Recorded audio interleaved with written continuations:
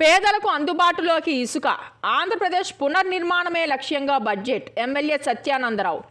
పేదలకు అందుబాటులో ఇసుకను తీసుకొస్తున్నామని, అదే కూటమి ప్రభుత్వం లక్ష్యమని కొత్తపేట ఎమ్మెల్యే బండారు సత్యానందరావు అన్నారు. డాక్టర్ బిఆర్ అంబేద్కర్ కోనసీమ జిల్లా కొత్తపేట నియోజకవర్గంలోని మండల కేంద్రమైన కొత్తపేటలోని బండారు బులిసత్యం చంద్రావతి కాపు కళ్యాణ మండపంలో జరిగిన పాత్రికేయ సమావేశంలో ఆయన పాల్గొన్నారు. ఈ సందర్భంగా ఆయన మాట్లాడుతూ బడ్జెట్లో విద్యకు వైద్యానికి పెద్దపీట వేశారని, ఏపీ ల్యాండ్ గ్రాబింగ్ నిషేధం చట్టం 2024 తీసుకురావడం ద్వారా భూముల రక్షణకు పటిష్టత ఏర్పడుతుందని తెలిపారు. శాసనసభలో ఆర్థిక కమిటీలను వేసుకోవడం జరిగిందని, కర్నూలులో హైకోర్టు బెంచ్ తీర్మానం చేశామని చెప్పారు. అందమైన ఆంధ్రప్రదేశ్ లక్ష్యంగా టూరిజం పాలసీని కూటమి ప్రభుత్వం తీసుకువచ్చిందని, 2024-29 టూరిజం పాలసీ ప్రవేశపెట్టిందన్నారు. కేరళ తరహాలో కోనసీమలో టూరిజం అభివృద్ధి చేస్తామని, పీపీపీ మోడల్లో 25,000 కోట్ల పెట్టుబడుల ఆకర్షణ లక్ష్యమని, పర్యాటకం ద్వారా 20% ఉపాధి కల్పన జరుగుతుందని తెలిపారు. పర్యాటక రంగానికి ఇండస్ట్రీ హోదా కల్పించారని, ప్రపంచ ప్రమాణాలను అనుగుణంగా టూరిజం రంగం అభివృద్ధి చెందుతుందని, కోనసీమను ఎకో టెంపుల్ టూరిజంగా అభివృద్ధి చేయాలని కోరడం జరిగిందని అన్నారు. కొత్తపేట నియోజకవర్గంలో మరి ఉచిత ఇసుక విధానం గురించి ఒకసారి ప్రజలందరికీ తెలియజేయడానికి పత్రికాముఖంగా ఈనాడు మేము ముందుకు వస్తూ ఉన్నాను. మరి ప్రధానంగా ప్రభుత్వం ఎంతో ప్రతిష్టాత్మకంగా నిర్మాణ రంగంలో ఉన్నటువంటి సవాళ్ళను దృష్టిలో పెట్టుకుని గౌరవనీయ ముఖ్యమంత్రి శ్రీ నారా చంద్రబాబు నాయుడు గారు ఉచిత ఇసుక పథకాన్ని ప్రవేశపెట్టడం జరిగింది. దాని యొక్క ఉద్దేశం ప్రజలకు అందుబాటులో ఇసుక అందించాలనేదే. మరి మధ్యతరగతి ప్రజానీకానికి, దిగువ తరగతి ప్రజానీకానికి కూడా అందుబాటులో ఉండాలని, నిర్మాణ వ్యయాలు తగ్గించాలని, మరి చిన్న మధ్య తరహా నిర్మాణాలను ప్రోత్సహించాలని, పర్యావరణ అనుకూలంగా ఉండాలని, నదీ గర్భంలో రక్షణ ఉండాలని, ఇటువంటి అనేక ఉద్దేశాలతో ఉచిత ఇసుకని ఏర్పాటు చేయడం జరిగింది. అందులో భాగంగా కొత్తపేట నియోజకవర్గంలో సుమారు 10 ర్యాంపులకు ఈ మధ్యకాలంలోనే ఒక టెండర్స్ కూడా నిర్వహించి ఏజెన్సీలకు అప్పగించడం జరిగింది. అందులో ఓబలంక, పులిదిండి, అంకంపాలెం, పొడగట్లపల్లి 1, పొడగట్లపల్లి 2, ఉద్దిపర్రి 1, ఉద్దిపర్రి 2, ఆలమూరు, ఆత్రేయపురం, నారికెంపల్లి ఈ విధంగా ఉచిత ఇసుక ర్యాంపుల్ని ఈ మధ్యకాలంలో ఏజెన్సీలు నిర్ణయించారు. మరి మిగతా ర్యాంపులు కూడా త్వరలోనే అందుబాటులోకి వచ్చే అవకాశం ఉంది.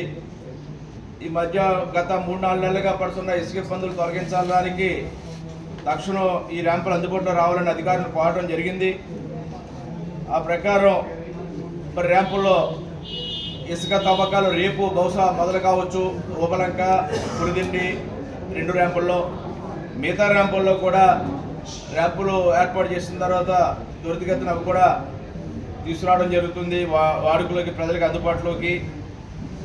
వాటి మీద ఇంచుమించుగా మొన్న వేసిన వారి యొక్క టెండర్లో దృష్టిలో పెట్టుకుని చూసుకుంటే మరి ర్యాంపుల్లో ధరలు కూడా చాలా అందుబాటులో ఉన్నాయి. టన్ను ఒక్కొక్కటికి ఇంచుమించుగా 80 రూపాయల నుంచి ఒక 150 రూపాయల లోపలనే, 155 రూపాయలనే టన్ను ఇసుక అందివ్వడానికి అవకాశం ఉంది. ఆ విధంగా నిర్వహించాలి. అధికారులు కూడా తగిన ఏర్పాట్లు చేయాలని కూడా నేను తెలియజేయడం జరిగింది. మరి ప్రజలందరూ కూడా ఈ యొక్క సౌకర్యాన్ని వినియోగించుకోవాలని,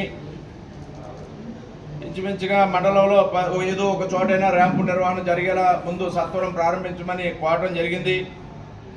ఆ ప్రకారం రేపు ఓబలంక, పులిదిండి, తర్వాత పొడగట్లపల్లి ఇతర ర్యాంపులు కూడా అందుబాటులోకి వస్తాయి. ర్యాంపు నిర్వహణకు సంబంధించి లోడింగ్ ఛార్జీల వరకే తీసుకోవడం జరుగుతుంది. ఇక్కడ చాలామందికి అపోహ ఉంది, ఏదో ఉచిత ఇసుక అంటున్నారు, ఇవి మరి ధర విషయంలో సరిగా అందుబాటులో లేదనేది. కానీ ఏంటంటే గతంలో మిషనరీ ఉపయోగించడం వల్ల అనేక నష్టాలు జరిగాయి. దానికి సంబంధించి ఈనాడు మాన్యువల్గా లేబర్ లోడింగ్ చేయడం వల్ల దానివల్ల కొంత ఒక రవాణా ఛార్జీలు, లోడింగ్ ఛార్జీలు 2 అంటే లారీలు డైరెక్ట్గా ఇసుక శాండ్ ర్యాంపుల్లోకి వెళ్ళి లోడింగ్ చేయలేని పరిస్థితి ఉండడం వల్ల రవాణా ఛార్జీలు, కొంత లోడింగ్ ఛార్జీలు ఇంచుమించుగా మరి కొంత మొత్తం వ్యయం అవుతుంది. అవన్నీ కూడా వీలైనంత వరకు ఎంతవరకు తక్కువలో పేద ప్రజలకు అందించాలనే దృష్టిలో పెట్టుకునే ప్రతి ర్యాంపు వద్ద కూడా ధరలు కూడా ఏర్పాటు చేయమని చెప్పడం జరిగింది. ఎంతంత ఏ ర్యాంపులో ఎంత లోడ్ చేయడం జరుగుతుందనేది. మరి చంద్రబాబు నాయుడు గారు చాలా దీని మీద పట్టుదలగా ఉన్నారు. ఇవన్నీ కూడా సక్రమంగా జరగాలి, అందరికీ అందివ్వాలనేది ఆయన ఉద్దేశం. దానికోసం అనేక రకాలైన జీపీఎస్ ఆధారిత అదేవిధంగా ప్రజలను కూడా ఇవన్నిటి మీద కూడా సక్రమంగా వినియోగించాలని కోరడం జరిగింది. ప్రభుత్వం కూడా పూర్తి ఈ సరఫరా కోసం, నాణ్యత ధరల స్థిరీకరణ కోసం కూడా ప్రభుత్వ అధికారులు కూడా వాటిని అన్నిటి కూడా బాధ్యతగా వాళ్ళు చూడటం జరుగుతుంది. వీటన్నిటి online booking system, digital payments, ఒక మొబైల్ యాప్ ద్వారా ఫోన్లో కూడా మనం స్టాండ్ బుక్ చేసుకునే అవకాశం ఉంది. ఎక్కడి నుంచి అయినా మరి డిజిటల్ పేమెంట్ చేసుకోవచ్చు, ఆన్లైన్లో బుక్ చేసుకోవచ్చు. ఈ విధానం ద్వారా ప్రజలందరికీ కూడా పర్యావరణ పరిరక్షణ కాదు, నిర్మాణ రంగాన్ని ప్రోత్సహించడానికి